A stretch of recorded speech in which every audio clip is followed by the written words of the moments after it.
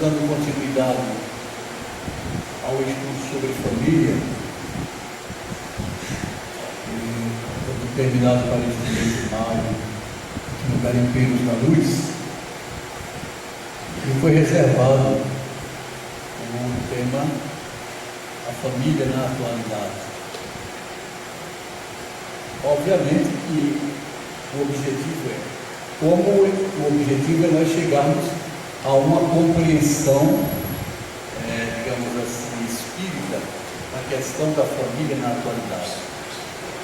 Então, o interesse do centro, o interesse de quem me ouve nesse momento, certamente é como o Espiritismo vê a questão da evolução da família e a situação da família na atualidade. Bom, então vamos ao começo, né?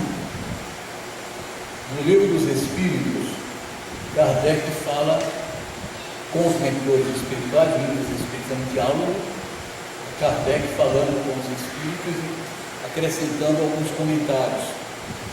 Então Kardec aborda sobre laços de família. Não há no Livro dos Espíritos uma abordagem sobre aquilo que nós chamamos hoje de instituição familiar, famílias, laços de família.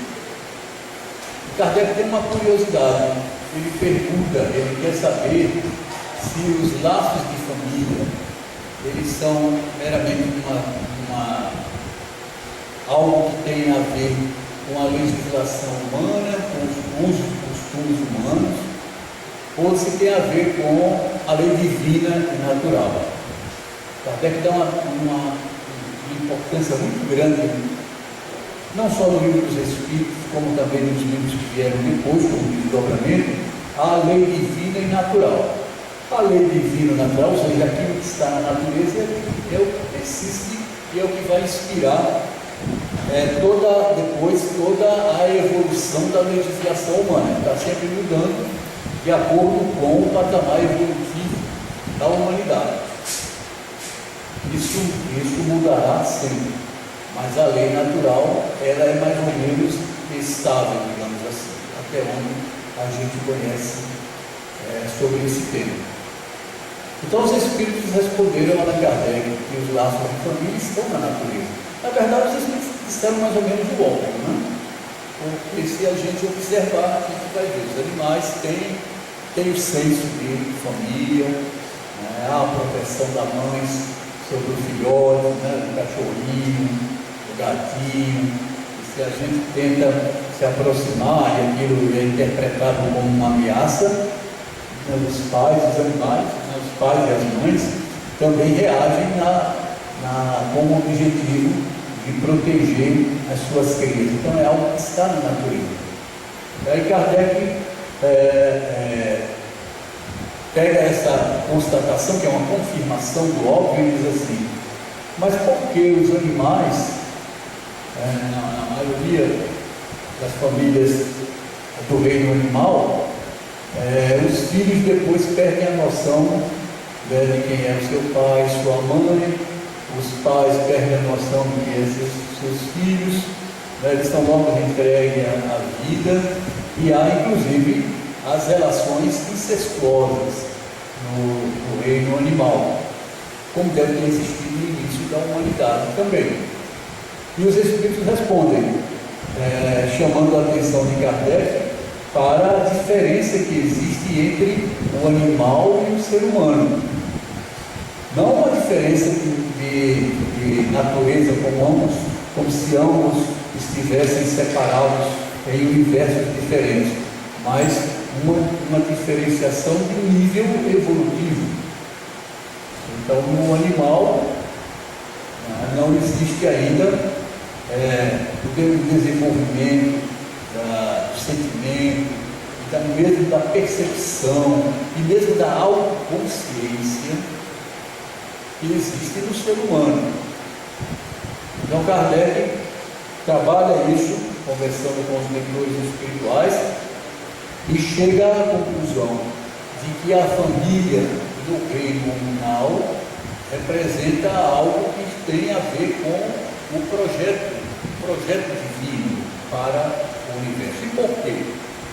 Kardec entra nos detalhamentos, que foram até repetidos agora na mensagem de Joana de Ângeles, dita pelo nosso amigo Sidney.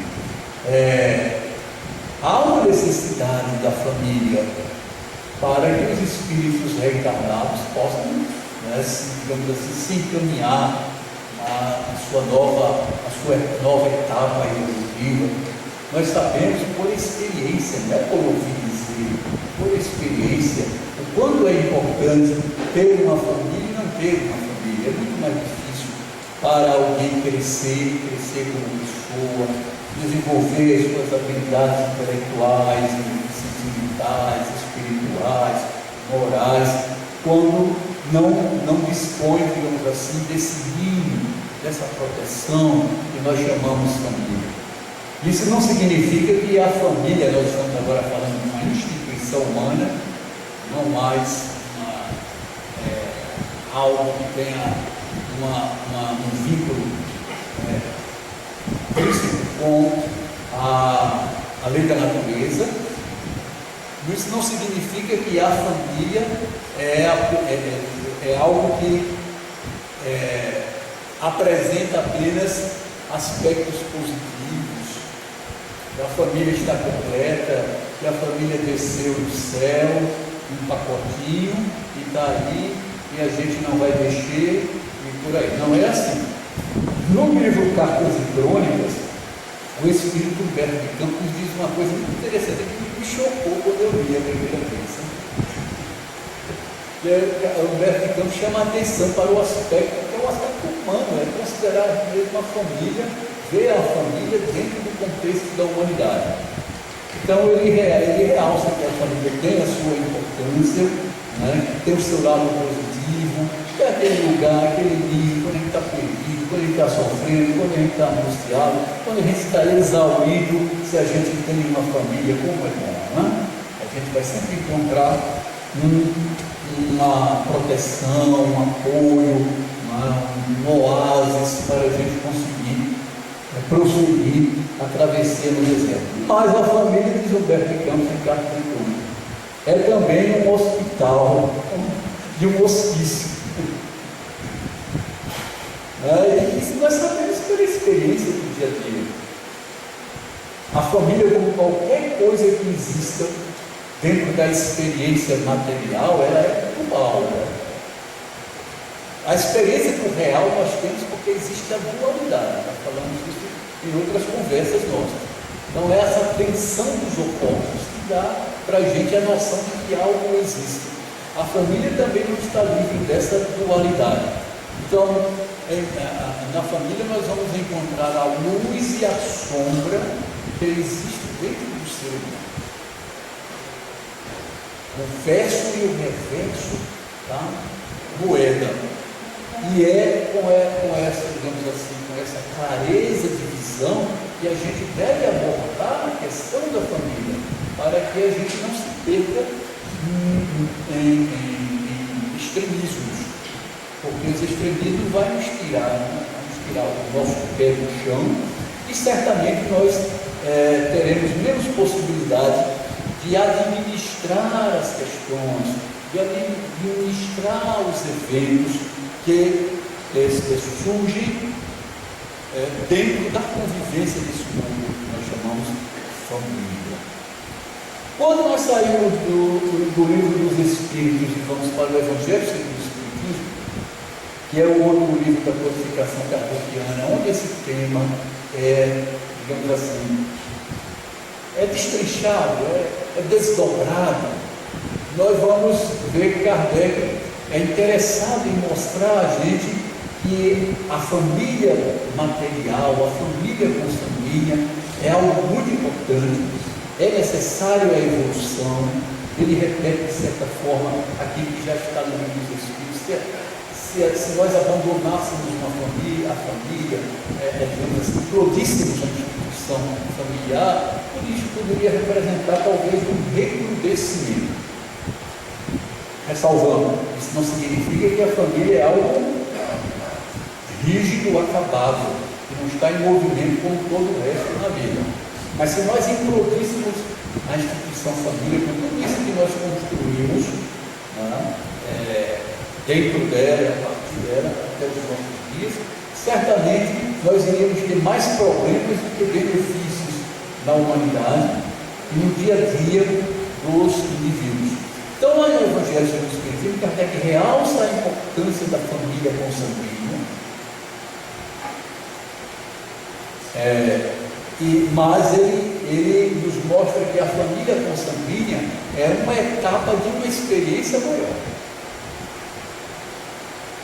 A família consanguínea funciona como um laboratório para que nós possamos lidar melhor com algo que é amplo e infinito, que é a família universal. Então, em razão principalmente dos padrões culturais e do egoísmo humano, às vezes nós pegamos uma coisa que é tão importante para o desenvolvimento do ser humano, que é a família consanguínea, a proteção à criança, a orientação que o pai pode dar aos espíritos encarnados do pai, da mãe.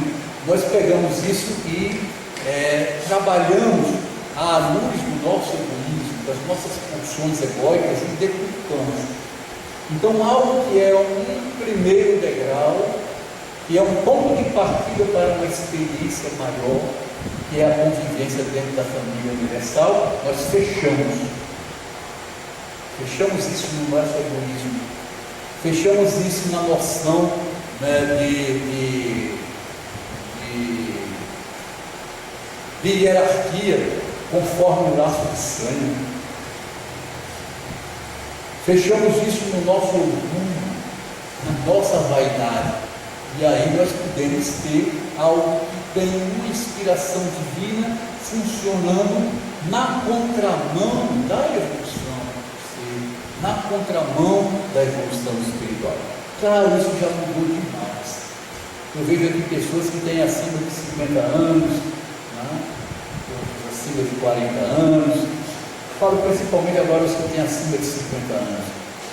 Nós sabemos como, principalmente em regiões mais pobres, como no Nordeste no passado, como as famílias se fechavam em si mesmas, no máximo assim nos seus agregados, e havia essa coisa do orgulho de família. Ainda hoje nós temos uma reverberação disso, até mesmo aqui no nosso estado.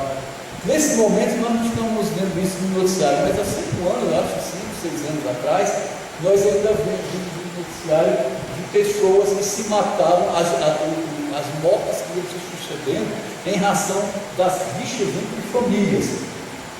Os descendentes já não matavam porque tinham brigado com o outro, mas porque tinham que defender a honra da sua família, e assim por diante. Ou seja, pega-se algo que é um trampolim, né? Que é uma alavanca para a evolução humana, mas quando isso é visto, isso é tratado à luz do egoísmo, a coisa se estreita. Kardec, no Evangelho segundo o Espiritismo, nos chama a atenção para essa necessidade de nós vermos a família material como um ponto de partida para algo que é a destinação nossa. Aliás, não é destinação, algo que é o real, que é a natureza, que é a família universal. Olha, nós estamos aqui no Centro Espírita. Nós estamos abordando essa questão à luz de uma tradição espiritual, se chama Espiritismo. Além do Espiritismo, existem outras tradições espirituais. Existe o cristianismo, qual é o Espiritismo é continuidade, né? Existe o budismo, existe o budismo, existe o shintoísmo, o taoísmo, o confucionismo, existem uma série de subdivisões dessas tradições dentro do hinduísmo. O hinduísmo é uma amálgama de tendências, escolas religiosas. O cristianismo também, né? Você tem o cristianismo com os católicos, tem os evangélicos têm suas subdivisões, temos os espíritas, temos os mormons e temos outras que a gente nem conhece, que existem em outros países, mas não existe aqui no Brasil. E todas, o importante, o interessante é que todas essas tradições, elas se apresentam como portadoras de uma mensagem que visa unir os homens. Então, em todas as tradições persiste isso que Allan Kardec realça no Evangelho segundo o Espiritismo, o de nós vivermos em humanidade como vivemos numa família, nós sermos uma família. Kardec chama de família universal.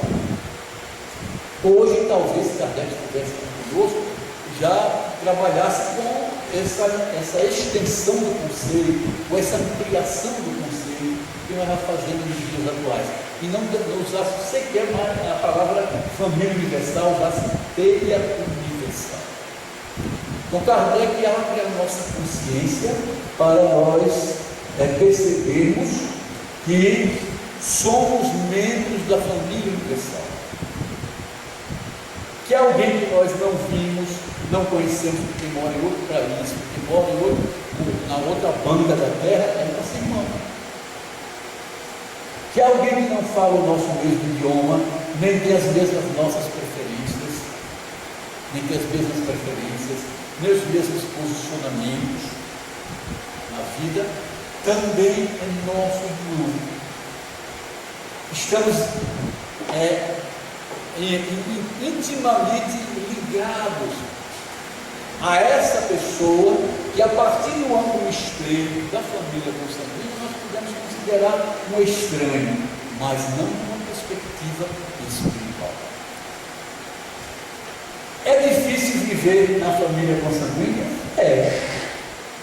Tanto que Humberto Campos chama atenção para esse outro aspecto, porque às vezes a gente deixa de lado quando a gente começa a ornamentar muito, né? Pega a família, assim, os temas, como mãe, dia das mães. Mãe, tu és, né? Mãe, tu és aquilo, tudo bem. Tudo isso é a mãe. Mas se a gente pegar e colocar a moeda, o reverso da moeda, nós vamos encontrar também o exemplo da mãe, né? Demonstrando, digamos assim, a sombra humana. Pode não ser a nossa, pode ser de outra pessoa. O noticiário está cheio. Isso se aplica aos pais, se aplica aos cônjuges, se aplica aos namorados, se aplica aos irmãos, né? Se aplica e assim por diante. Bom, então, focando bem, a família, do ponto de vista espiritual e espírita, é esse laboratório importantíssimo da família consanguínea, que precisa ser cuidado, que precisa ser trabalhado, sim, porque ele nos remete a um patamar maior, que é aprender a conviver dentro da família universal. Se é difícil a convivência dentro deste pequeno laboratório, com alguns seres, nós imaginamos a dificuldade que temos, e a experiência diária também nos mostra isso, de convivermos dentro da família universal, onde a diversidade é muito maior, onde os interesses, né, impulsionados também pelo nosso egoísmo, pelo nosso desejo de controle, pelo nosso desejo de submissão dos outros e dos efeitos da vida, para a satisfação dos nossos prazeres, torna ainda mais difícil a comunicação, o entendimento entre as pessoas. E, no entanto, isso é necessário. Bom, a gente diz, a família consanguínea é esse patamar, esse degrau que nós temos que passar por ele para depois alcançarmos estágios mais altos de convivência dentro da família universal. Ou seja, termos uma melhor qualidade de vida nas sociedades, no planeta inteiro. Bom, mas será que dá para dar esse salto? Daria para dar esse salto? O laboratório, como ele está hoje, será que as experiências que nós fazemos dentro desse laboratório da família consanguínea são suficientes para nos habilitar a uma convivência convivência melhor dentro da família universal? Parece que não. Se nós pegarmos a família de antigamente, muito mais fechada, muito mais centrada na vontade do patriarca ou na vontade da matriarca, isso tem mudado. No passado mesmo, quem mandava era a mulher, no início, era a matriarca, as famílias matriarcais. Depois há uma mudança, nós temos aí, principalmente quando o homem passa a produzir, temos a prevalência do patriarca, do homem. Será que a família patriarcal no passado, ela nos prepara de forma completa para a vivência dentro da família universal? Creio que não. Porque dentro dessa família patriarcal a gente só vê aquilo que está dentro da família. Cria-se a barreira entre nós e o mundo, entre nós e os outros. E aí nós vemos a vida realizando o seu trabalho. A vida vai realizar o seu trabalho, queiramos ou não. Vamos usar a expressão de Kardec, o progresso bom, que a gente queira ou não, não pode espernear. Como no meu tempo não existia isso. As mudanças vêm. E a família, como instituição humana também, ela evolui. E o que aconteceu, o que vem acontecendo ao longo dos séculos, é essa evolução da família. E no século em que nós nascemos, eu acho que todos nasceram no século passado, eu vejo nem um menor de 15 anos. Nós todos vivemos no século passado, no século XX. Houve, em função mesmo da interação de todas as mudanças que ocorreram no mundo, salto de conhecimento, desenvolvimento tecnológico, mudança do padrão de vida do homem e da mulher, houve também mudanças muito visíveis na instituição familiar. Hoje, quando nós falamos de família, já não vemos família da forma como era, como os nossos bisavós, os nossos tataravós viam. Há uma outra formatação da família. Em primeiro lugar, onde é que está a mulher dentro da família? Como era no tempo das nossas tataravós e como era no nosso tempo? Mudou para valer, né? Mudou que às vezes dá medo. Olha o Paulo olhando para mim. Mudou tanto. A mulher hoje tem outro papel dentro da família. A mulher não é só aquela que vai preparar a comidinha para o homem, lavar a roupa, cuidar dos meninos. As mulheres participam muito. Também obrigando os homens a participar das atividades domésticas. Isso é ruim, né? Os homens participam, fazem tarefas que no passado eram exclusivas da mulher. Isso já mexeu profundamente na organização familiar. Quem é que manda? Quem é que define a educação das crianças? No passado, os pais, os velhos patriarcas diziam quem vai estudar e quem não vai estudar. E aqui na nossa região, nós lembramos dos patriarcas que diziam, essa menina não precisa estudar, então não se inscrever carta para namorar. E as mulheres, às vezes, as pobres coitadas, ficavam analfabetas para o resto da vida. Era um elemento da família que definia isso. Hoje já não se faz assim. Hoje há uma participação, na maioria das famílias, estou dizendo isso. Existem ainda a presença dos resquícios do passado. Mas na maioria das famílias, a orientação educacional é compartilhada. Isso muda completamente o polo de poder dentro da família. Depois, no passado, nós vimos, dentro daquela percepção, digamos assim, patriarcal, nós vimos com muito bons olhos as famílias que surgiam a partir do casamento. Não é verdade? Como é que os nossos tataravós, os nossos avós, talvez os nossos pais olhavam para os filhos que não eram produto de uma união conjugal sacramentada no cartório ou na igreja? Eram amaldiçoados, né? eram tidos como filhos ilegítimos. O que é filho ilegítimo? Foi preparado da mesma maneirinha, o Espírito encarnou do mesmo jeito, o corpo foi feito daquela maneira que todo mundo conhece. Por que filho ilegítimo? Mas a percepção que nós temos do núcleo familiar, como sendo algo exclusivo, que surgia apenas da união entre um homem e uma mulher, que era sacramentado pela lei, ou pela igreja, que tinha domínio também, nos levava a essa postura de crueldade em relação a outros seres. E com isso nós discriminávamos pessoas, por isso às vezes deixávamos crianças ao abandono, que achávamos que os filhos ilegítimos não tinham direito à herança, não tinham direito a isso, não tinham direito a plano de saúde, nem existia naquela época, essas coisas. Então, houve essa mudança no plano civil, que se nós observarmos direito, é um salto na evolução espiritual. Porque o que aconteceu é que o amor prevaleceu sobre a letra que estava submetida ao egoísmo, a letra da lei, submetida ao interesse mesquinho, preconceituoso e egoísta. O amor prevaleceu. Então o amor diz: não, o ser humano é maior do que o costume cultural. O ser humano é maior também do que a letra da lei.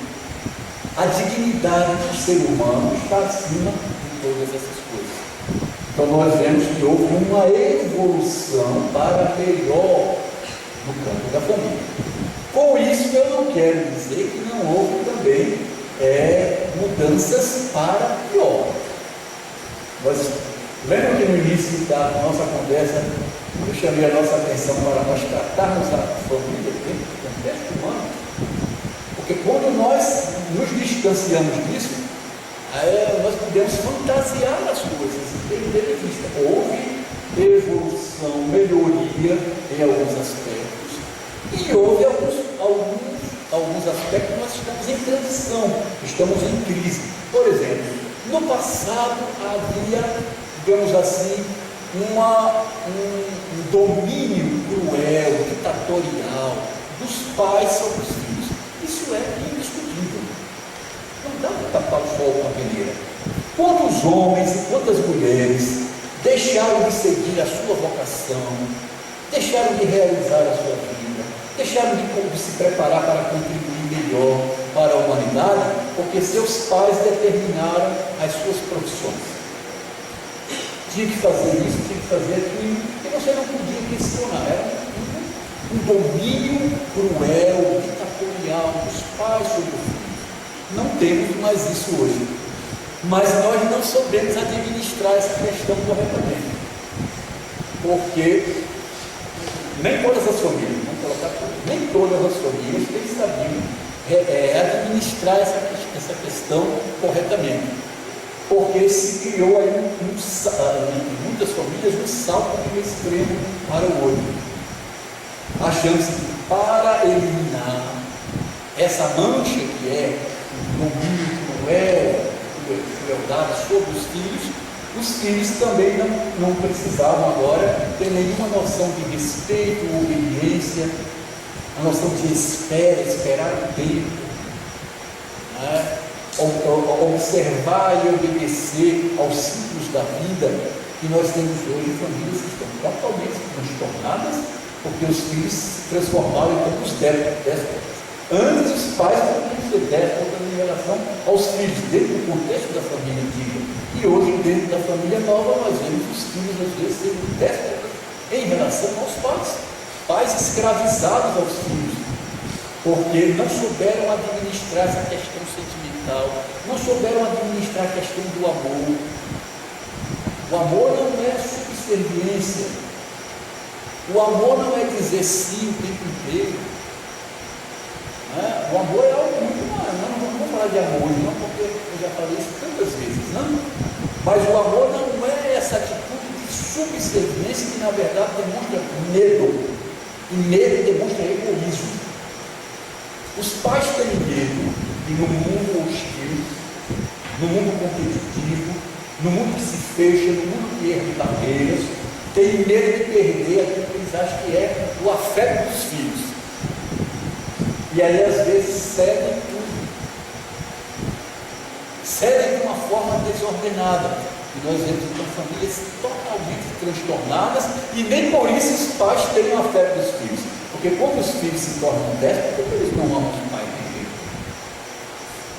Os pais são, na verdade, apenas um meio deles realizarem os seus desejos, os seus caprichos, e nada mais. Então, existe essa outra coisa, né? O outro polo, sempre é bom ver o outro lado.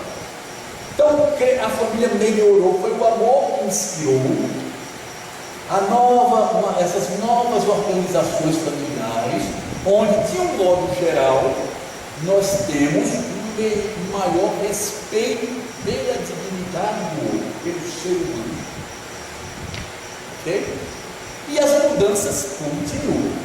Certamente, daqui a 300 anos, esse prédio que existe daqui a 300 anos, a pessoa que está falando aqui, quando falar sobre família, vai abordar outros âmbitos que eu não sou capaz de abordar aqui, porque não existe a experiência.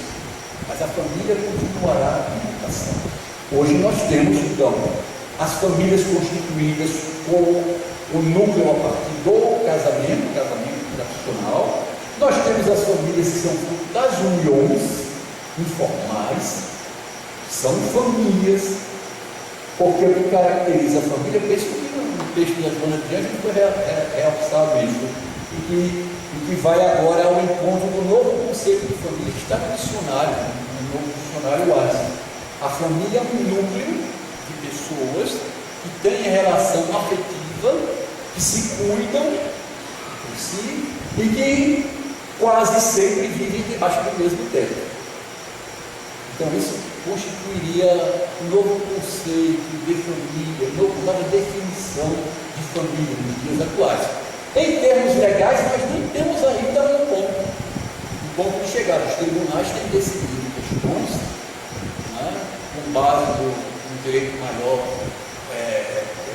dado pela Constituição Federal e algumas outras leis, mas nós não estamos numa fase de transição para a definição legal da família no Brasil. Tivemos uma votação na Comissão Especial da Câmara, mas não tivemos ainda o resultado do plenário. Essa votação deu uma confusão dos diálogos, porque em princípio seria um retrocesso, porque o Tribunal Superior Tribunal Federal reconheceu a validade das uniões entre pessoas do mesmo sexo. É uma questão do nosso tempo, temos que abordar. E é também o amor que inspirou, digamos assim, a manifestação de setores da sociedade e de alguns juristas, né, do tribunal, quando reconhece a união entre pessoas do mesmo sexo. Isso faria tremer os nossos tataravós, entendeu?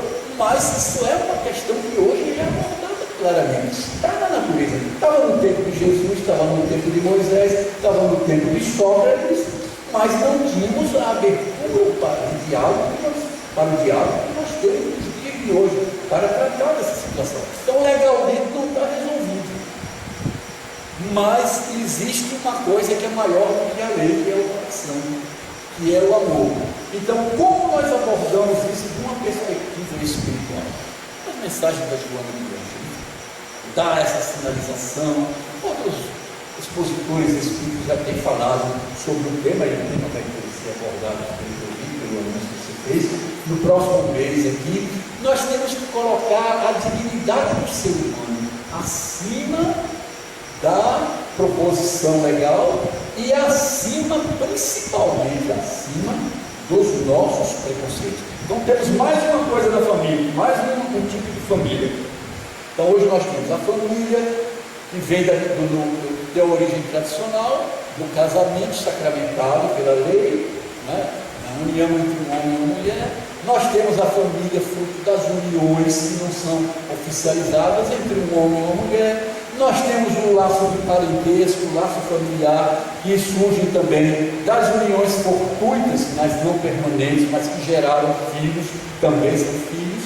E nós vemos as famílias, as novas famílias que se renovam, que se formam a partir das separações.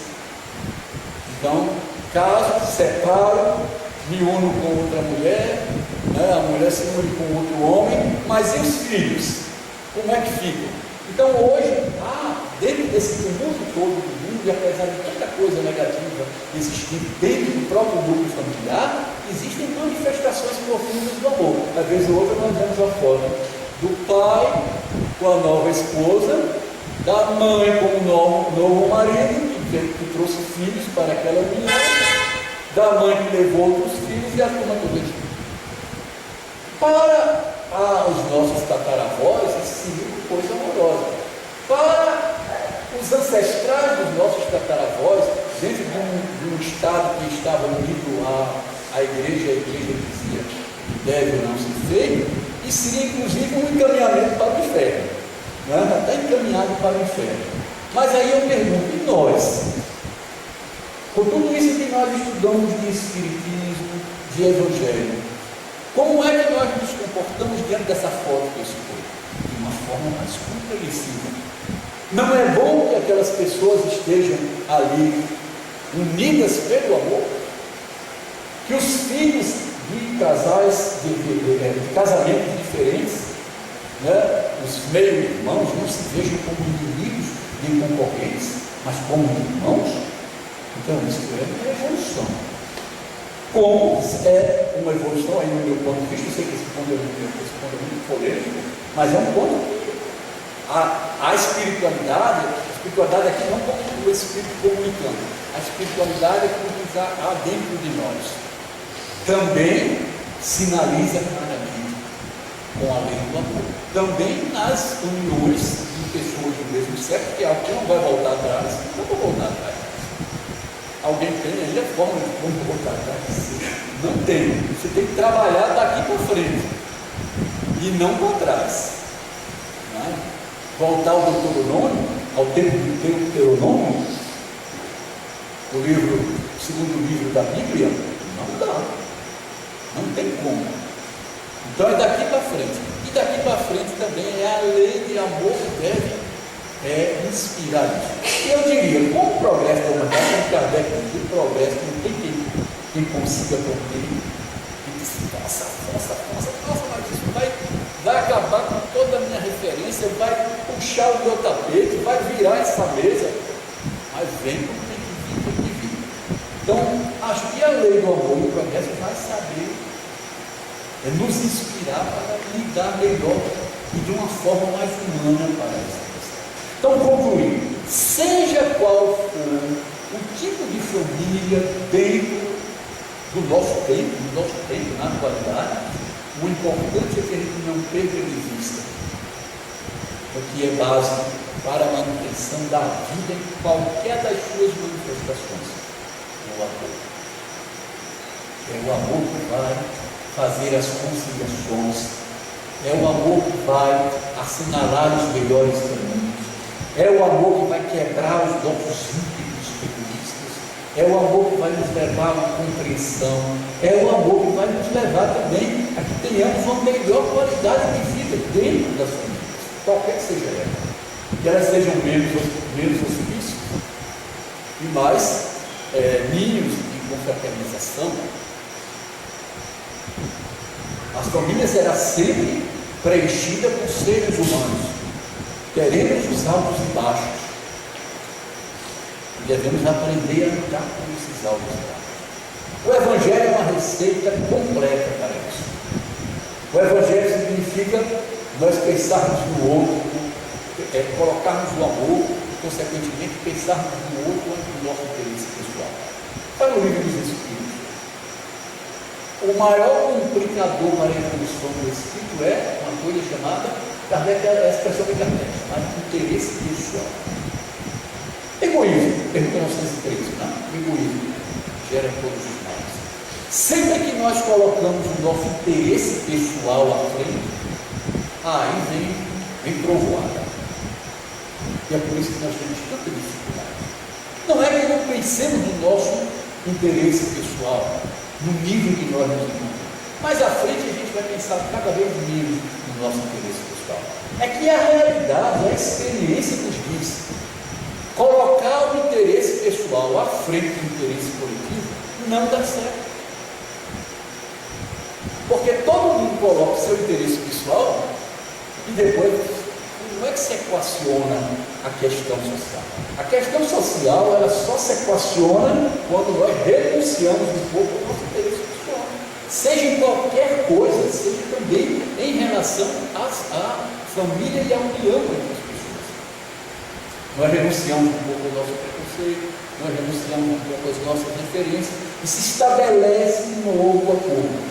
A questão social também, em termos de distribuição de renda, qualidade de vida para as pessoas, sempre exigirá que a gente renuncie um pouco ao nosso interesse pessoal. Também a questão familiar.